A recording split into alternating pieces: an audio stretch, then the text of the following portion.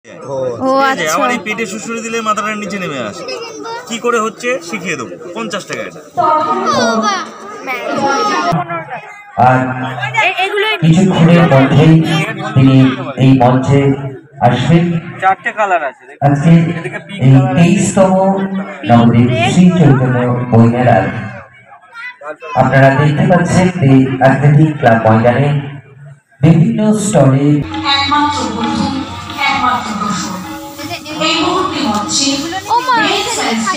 ওবে ঘাটে না বল, ঘাটে না। দাঁড়া দাঁড়া শক্ত এটা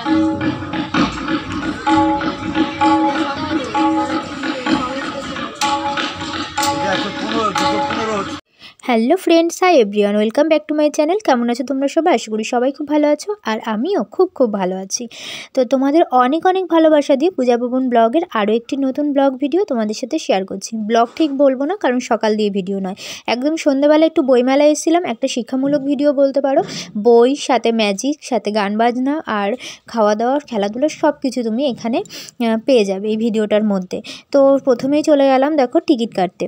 তো এখানে 5 টাকা করে টিকিট ছিল, আর জিজ্ঞেস করলাম যে ও বাচ্চা মানে অর্পণের টিকিট লাগবে নাকি, বললো 5 বছরের নিচে টিকিট লাগবে না, কিন্তু ওর যেহেতু 8 বছর 9 বছর হয়ে গেছে তাই জন্য ওর টিকিট লাগবে। তো টিকিট কেটে আমরা চলে যাচ্ছি এখন বইমেলার মানে গেটের দিকে।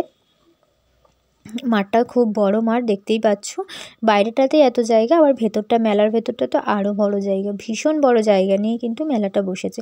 আমরা যখন এসেছিলাম খুব একটা লোক ছিল না, কারণ আমরা সবে সন্ধ্যে লেগেছে এমন টাইমে এসেছি। কিন্তু তোমাদেরকে দেখাবো বেরোনোর সময় যখন বেরোচ্ছি তখন কিন্তু বেশ মানে লোকজন ছিল, কিন্তু যখন ঢুকছি তখন খুব একটা বেশি লোকজন ছিল না। আর বইমেলা মানেই জানো চারিদিকে বইয়ের সমাহার, তাই বইমেলায় মনে হয় না সবাই আসে, সেটাই হচ্ছে কথা। এটা হচ্ছে প্রবেশপথ। তো টিকিট দেখালাম, তারপর আমরা ঢুকে যাচ্ছি। আর আজকে যেহেতু তোমাদের দাদাভাইয়ের দোকান ছুটি ছিল, তাই জন্য বললাম যে চলো। অনেক দিন ধরেই মানে অ্যানাউন্স করছে মাইক দিয়ে, বা অর্পণের স্কুলেও বলে দিয়েছিল যে সবাই বইমেলা দেখতে যাবে। তো ওই জন্য ভাবলাম অর্পণকে একটু নিয়ে যাই। ও তো মানে প্রত্যেক বছরই বইমেলাটা হয়, কিন্তু খুব একটা আশা হয় না আমাদেরও সেরকমভাবে। তো এইবার ভাবলাম অর্পণকে একটু নিয়েই যাই। তো সারা মাঠ কিন্তু খুবই ফাঁকা। যেমন এর আগে একটা ব্লগে তোমাদের দিয়েছিলাম যেমন কৃষি মেলা হয়েছিল, সেটাই কিন্তু প্রচুর লোকজন ছিল। কিন্তু আমি এটাতেই অবাক হয়ে গেলাম, কিন্তু বইমেলায় কিন্তু অতটাও ভিড় নেই, অতটাও লোকজন নেই। আসলে বই কিনতে সবাই হয়তো পছন্দ করে না, কিন্তু আমার তো বেশ ভালো লাগে। কিনি না কিনি, বই দেখতে কিন্তু খুবই ভালো লাগে। আর অর্পণ তো এখানটায় এসে ভীষণ খুশি হয়েছে। দেখো চারিদিকে বলছে আমাকে ছেড়ে দাও, ফাঁকা মাঠ, আমি এখানে দৌড়াদৌড়ি করব। হলি চাইল্ড, নির্মল বুক এজেন্সি, মানে নানা রকম নাম, এই যে কলা চিহ্ন, নানা রকম নামের সব স্টল বসেছে, আর নানা রকম বইয়ের সমাহার। তো আমি অর্পণের জন্য একটা আঁকার বই দেখবো ভাবছি, কারণ ওর না আঁকাতে খুব ন্যাক। তো ওর দিদিমণিও আজকে সকালে বলল যে ওর জন্য একটা আঁকার বই নিয়ে আসবে, একটু মানে সহজ আঁকা হবে। ও তো সিনারি আঁকতে বেশি ভালোবাসে, মানে তাহলে পরে ওর হাতটাও সেট হবে, দেখে দেখে ও যদি আঁকতে পারে। তো এইখানে ওই জন্য দাঁড়িয়ে পড়েছি বই নেওয়ার জন্য। তো আঁকার বইগুলোই আমি দেখছিলাম, অর্পণও সাথে সাথে দেখছিল। তো দেখছিলাম যে একটু মানে সহজ দেখে একটু চাইছিলাম, যাতে ও তো এখনও সেইভাবে আঁকাই দক্ষ নয় যে যা দেখবে তাই এঁকে ফেলবে, তাই জন্য একটু সহজের মধ্যে। কারণ দেখো বাচ্চারা তো ধাপে ধাপেই শেখে, তাই না? প্রথমে একদম যেটা হয় আঁকার মানে আঁকিবুকি এইসব কাটতে কাটতেই কিন্তু একসময় ভালো কিছু এঁকে ফেলে। তো সেই রকমই এখানে শুধু আঁকার বই ছিল না, নানা রকমের গল্পের বই, নানা রকম মানে নানা রকমের বই ছিল, দেখতেই পাচ্ছ তোমরা। আমি যেহেতু আঁকার বই নেব বলেছি, ওই জন্য আঁকার বইয়ের দিকটাতেই ফোকাসটা বেশি দিয়েছি।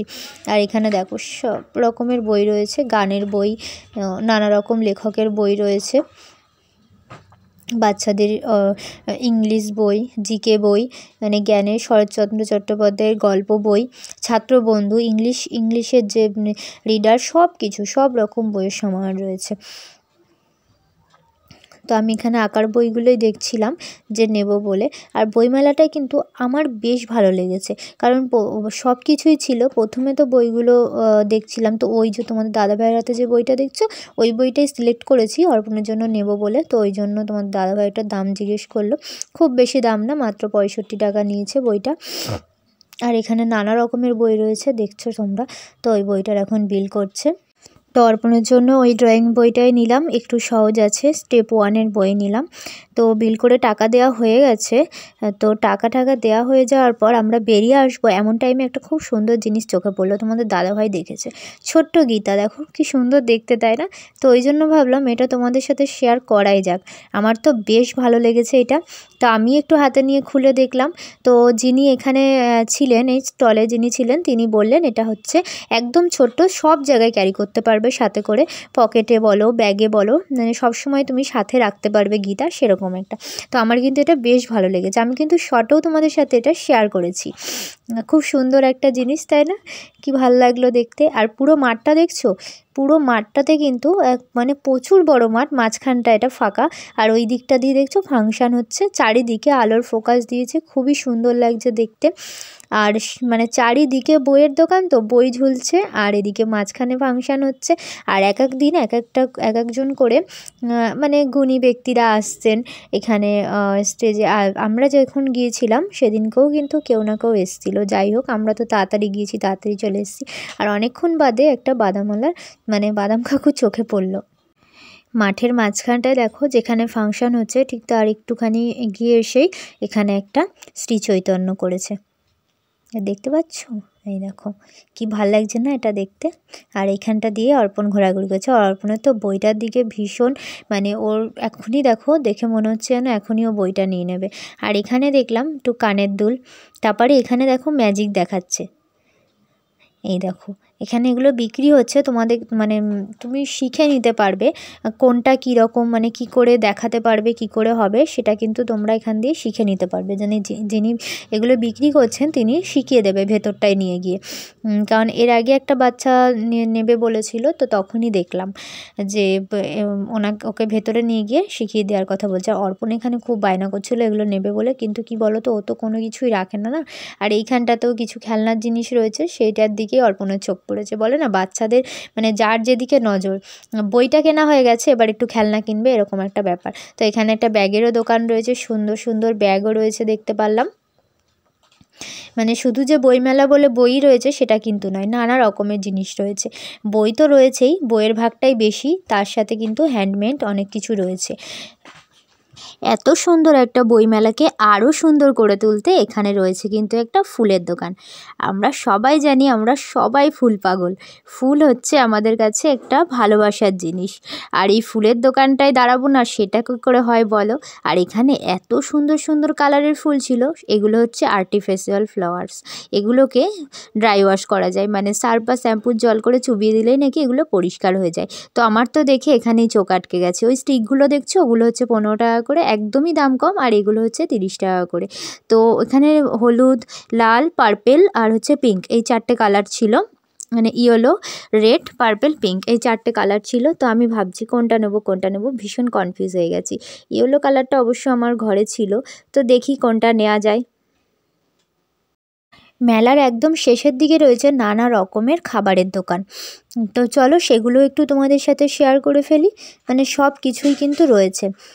আইসক্রিমের দোকান রয়েছে, তারপর এখানে মোমোর দোকান রয়েছে, এখানে নানা রকমের মানে সব কিছু ফাস্টফুডের জিনিসপত্র রয়েছে। আর এই যে আইসক্রিমের দোকানটা, ওখানে ঘুগনি বিক্রি করছে। আবার চেয়ার টেবিল পাতা আছে, যেমন রেস্টুরেন্ট হয় সেরকম টাইপের, তোমাকে এখানে বললে পারে এরা সার্ভ করে দেবে। তো আমরা এবার বেরিয়ে যাব। তো বেরিয়ে গিয়েই চোখে পড়লো যে এই হাওয়াই মিঠাই, যেটাকে বলে বুড়ির চুল। তো অর্পণ এটার জন্য মানে ওখানে তো কিছু কিনে দিইনি, তো ভাবলাম এটা কিনে দিই। তো ওই পার্পেল কালারটা নিল। আমরা এগুলোকে বুড়ির চুল বলতাম, এখন এগুলো হাওয়াই মিঠাই বলে। তো এটা নিয়ে এরপর আমরা কিন্তু টুকটুক করে বাড়ি চলে যাব। আর ঠান্ডাটা আজকে বলবো একটু কমই আছে অন্য দিনের তুলনায়। আর চলো তাহলে বাড়ি যাই, বাড়ি গিয়ে দেখাচ্ছি কী কী কিনেছি। আর একটা জিনিস, এই যে এই ফুলটা নিয়েছি, তোমাদেরকে ফুলের দোকান দেখালাম, তো এই ফুলটা নিয়েছি, বাড়ি গিয়ে ভালো করে দেখাচ্ছি। চল এখানে বসে পড়েছে কত বড় একটা হাওয়াই মিঠাই নিয়ে। দেখি হাওয়াই মিঠাইটা, দেখি দেখা একটু দেখা, কত বড়।